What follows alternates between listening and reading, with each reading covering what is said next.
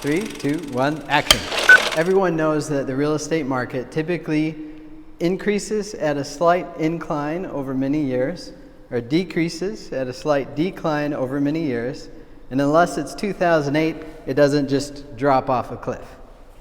What most clients are not aware of is just how strong the month-to-month seasonal trends are in the Portland real estate market.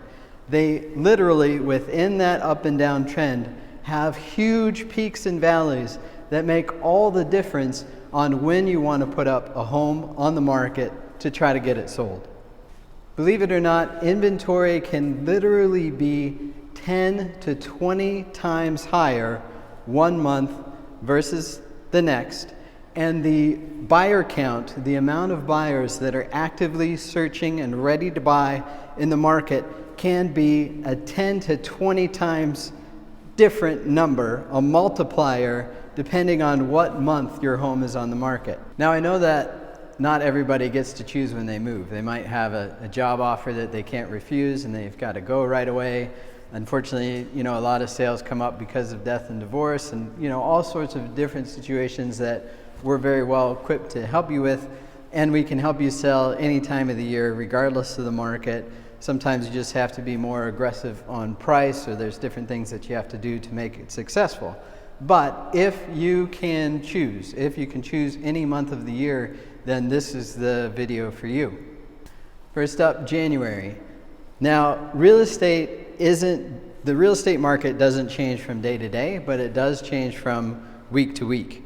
And the first week of January is not the time to start your home sale because of the holiday hangovers. There's very few buyers out there, there's almost no activity. But amazingly, and probably surprising to a lot of our viewers, is that by mid-January, the market comes back to life and people are buying a lot faster than you'd think. There's this new year resolution, what do I want to do in the new year? A lot of people think, well, I want to buy a house or I want to transition. And they start looking and people end up buying much faster than they ever expected. They see your home on the market, and because January is one of the lowest inventory months of the year, they're not going to see much else.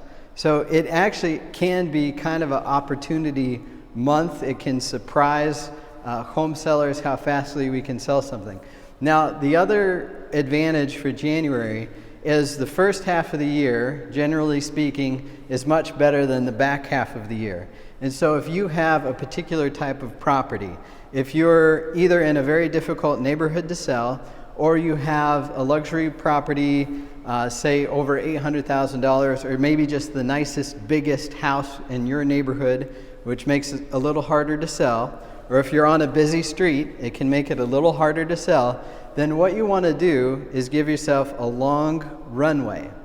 And since the first half of the year is the best, it can be a good idea to start in January because you're giving yourself that whole best possible season to sell something. You're giving yourself the longest possible runway to sell your house. Now, as we're going to describe, the market does get better January to February, February to March, March to April. April is usually the peak. Sometimes it's May. So if you have a house that you're expecting isn't going to take very long to sell, January may not be the best month for you. The other potential negative about January is snowstorms. If we get really incredibly bad weather, you're going to want to skip that weekend, you're going to want to skip that week and maybe pick a little bit later week to get started. Because weather does actually make a huge difference on whether buyers are out there shopping or not. And as everybody knows, your first weekend on the market is really key. A lot of years we sell 50, 60, 70 homes their first weekend on the market. And so, you want to talk with us, you want to make sure you're going up at the right time. But do think of January, especially if you might have a home that has a smaller market for it. And again, that's home on a busy street, best house in the neighborhood, or a luxury property. Now, February is an absolutely fantastic month to sell. It's right before one of the very best months of the year to sell, which is March. There is no reason not to sell your home in February unless you know that you're in a neighborhood where everything sells immediately, and then sure, go ahead and wait for March. But February is, a really good month. We start a lot of listings in February. There's no reason to not list your home in February. You still have low inventory. You have an increase in buyer traffic from January, a slight increase in inventory, but it's still a great month. Now, when March hits, there are two figures that make a home sale. It's how many homes are on the market available for buyers to choose from, and how many buyers there are ready to buy. And so if you have low inventory and higher buyer traffic, of course everything sells. If you have high inventory and low buyer traffic, it's very difficult to sell. And so the ratios change every single month. And March and April have the best ratios where inventory isn't the lowest, it's the lowest in December and January, but it's really low and buyer traffic is really high. And in fact, the National Association of Realtors and other, real estate market statistic firms have even pinpointed that the last week in March is the best week of the entire year to put your home for sale. Now, don't get that specific because, that can change year to year. It could be, the second week of March, it could be the second week of April, but that's actually the prime window is mid-March to mid-April. Right in there is the sweet spot every year. Now again, don't wait for that sweet spot. If you got a harder home to sell, start even further. Give yourself an even longer runway to make sure that you have all this time available ahead of you to sell your property. But if you've got something that's going to move, if you know it's going to sell, and you can pick any time of the year that you want to sell something, then go right in there. And man, just about everything moves just the way you want it to. You've got the most multiple offer situations of the entire year, always in March and April. Now, April. There's a reason why April is just a sweet, sweet time of year. So in April, the gardens in Portland are blooming. Everything is gorgeous and beautiful. Buyers are struck with awe at everything they're seeing. The weather is almost perfect, completely moderate, and it's just a fantastic month to sell your property. There's no reason not to sell in April. April is a green light month. Just if you have something you want to sell, sell it. Now May is a little dangerous when the market is cooling. And it has no danger whatsoever when the market is good across the board and homes across the board are appreciating. And just to give you an idea right now, and it could change whenever you're watching this video, but right now the higher end properties in Portland, the top 25% segment, are all dropping. And so you would have wanted to list your property already. The bottom 25% is all increasing, and the middle is flat. And so if you're in that top 25%, you would have wanted to list your home before May, because in May, inventory increases. Buyer traffic stays about the same as it was in April. So if you've got a slow year, or if you've got a slow segment that you're in, then you think May would be fantastic because it's still spring, the weather's still great, but it might not be what you thought it was. Now, June, in a cooling market like ours, is going to be bad for the top 25%. It's going to even be bad for a lot of the mid-range homes because in June, inventory absolutely explodes. You have inventory everywhere. Sure, you still have high buyer traffic, but inventory, you're going to see hundreds and hundreds of homes for sale within a few miles of your property. There's choices everywhere. It's not, the worst time to sell. It's still within that first 6 months of the year, but if you can start before June, do it. Now, I know a lot of people wait till June because they want to get their kids out of school. They want to, move and transition during the summer months. But I'd still encourage you, if that's your situation, to consider May. The average time to close a property is 40 days. So even if you put your home up for sale before the kids are out of school, typically speaking, you're going to be out, you're still going to be in the property until school gets out. And also in our industry, you can do a 45-day close, and you can do up to 60 days rent back in the same property if the buyer will go for it. Not everybody will, but most of the time you can count on getting 2 months from the time you put your house on the market until you actually have to be out of the home. So that means you could potentially list your home in April, which is one of the best or the best month out of the year to sell something, and still not have to move until you get out of the school year. So that can be a really good option for some people.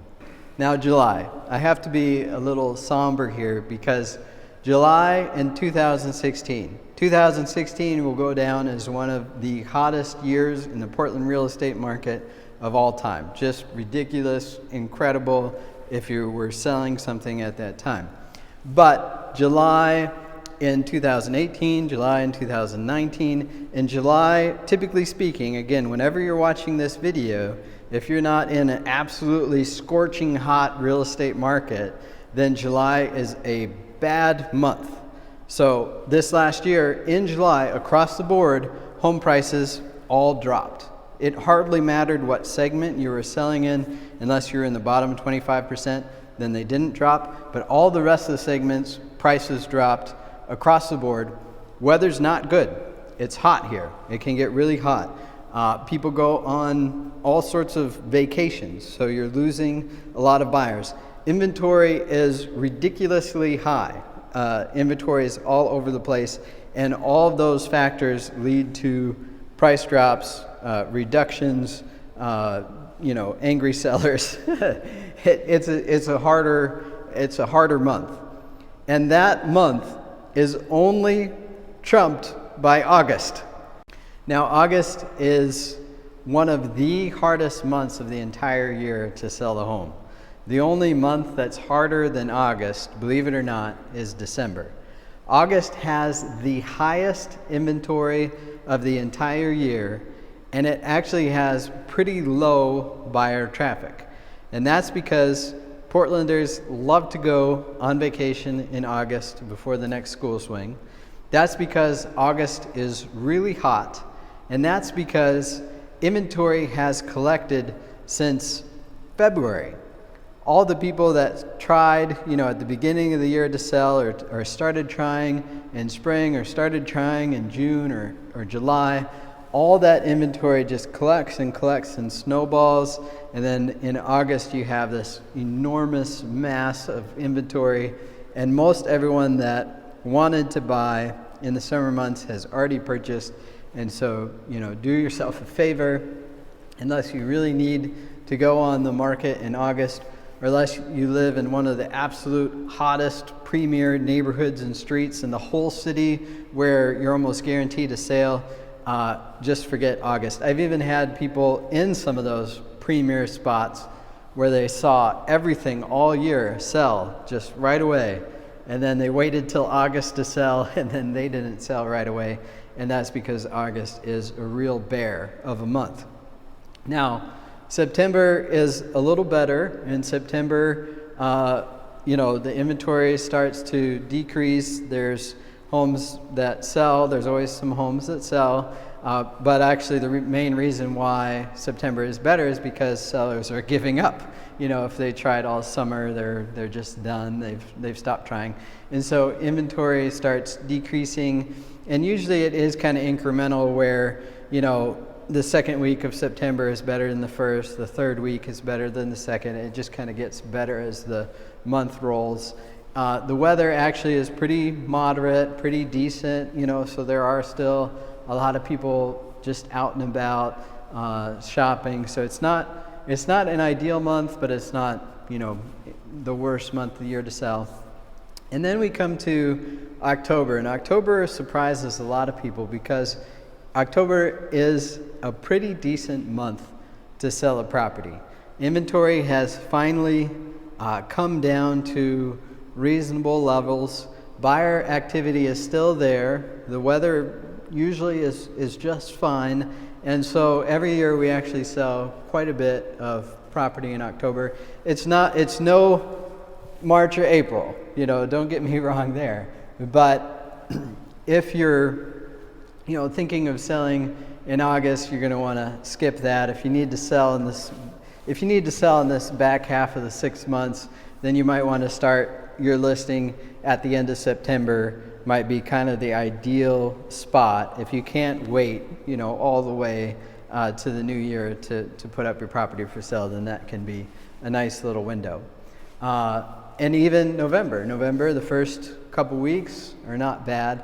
And as you might imagine, it's the holidays that make things tough in the winter weather. So, as soon as you start having some tough weather, as soon as you get to Thanksgiving, and then especially as you get to Christmas, it gets very difficult to sell. The week of Thanksgiving, there's almost no sales, but before that, and even the first 2 weeks of December aren't bad. So we've moved all the way pretty quickly to December here, and in December, you're not usually going to want to start a listing. You're going to want to wait till January. But let's say you've been on the market and you're still trying to sell. Don't despair completely. There are some holdout sales. There are some sellers that have been trying to sell for a while, and they just needed inventory to come down in their particular neighborhood. And sometimes they're the last house standing, and there's still some buyers left before we get to Christmas, and all of a sudden they might have been trying for a while and their house sells. So it can be good to kind of hold out even if you haven't sold yet, because that inventory will be decreasing. From September to October it's lower, from October to November it's lower, and then from November to December it's lower. So, and it can get very specific to your particular neighborhood. And so if the only reason why your home hasn't sold yet is because your street and the side streets and the parallel streets to you are just chock full of properties, what happens is the buyer is just waiting for one of those to drop 50K in price or 20K in price, and they're just like, not to use a bad term, but vultures. They're just waiting for the homes to die, or they're waiting for people to really just drop their price. And when there's huge amount of inventory, buyers can do that. They could just wait. And so you're sitting there waiting, at market value. You want to get market value for your property. You can't afford to, or you really don't want to drop it. You're just sitting waiting. Well, sometimes just waiting for that inventory to drop all the way to where a buyer is almost forced to pay market value can be good. Now, mid-December through that first week of January where we started the video, those 3 weeks, that Christmas season, almost just forget it. Just cross it off your calendar, take your house off the market. It actually can be good to take your house off the market over that time, so that when it refreshes with your multiple listing service, it comes up as a new year listing, whether it's 2020, 2021, whatever year we're talking about here. It comes up as a brand new house. It kind of erases some of that history, and there's no point at which it's better to take that break than over that new year swing. So again, don't despair. Now all of a sudden you've gone from the worst overall period, the back 6 months, and now you're just about to enter the best the best 6 month period. So, again, the market's going to be doing this, or the market's going to be doing, it's going to be doing that. It's going to be going up or down on these huge, long trends, unless there's a crash, But you can really play it smart. You can really sell your home at the best time of year. If you talk with your agent, your agent that knows your area, and we have stats on, down to the street level, down to the house level, throughout the entire metro. If you are just talking with them, making the very best decision for your neighborhood, your house, then it drastically increases your chance to sell at market price or even higher. So that's it. That's the month by month analysis of when is the best time to sell your house in the Portland real estate market. And if you're at all considering, even if you're a year or two out, I would actually love to come to your house, myself, come give you advice on how to get it ready, what to do with your life circumstances, plan when it would be the best possible time to put your house on the market. And just so you know, we are, our commission rates are a little below average, but we pay more to market your home so it shows up at the top of the top real estate websites. We get more views, we get more visitors to your property, and then ultimately we get more offers. So regardless of that time of year that we're selling in, we're going to be outperforming our competition. So even in August, even in the worst month of the year, we could sell properties maybe where other realty companies are not selling. So I'd love to meet with you. I would love to see your home, and we're going to come to you. No pressure, no hassle consultation. We actually just want to see if we can help you succeed, see if we'd be good partners together. So don't be shy, don't hesitate, give us a call, and we'll come to you.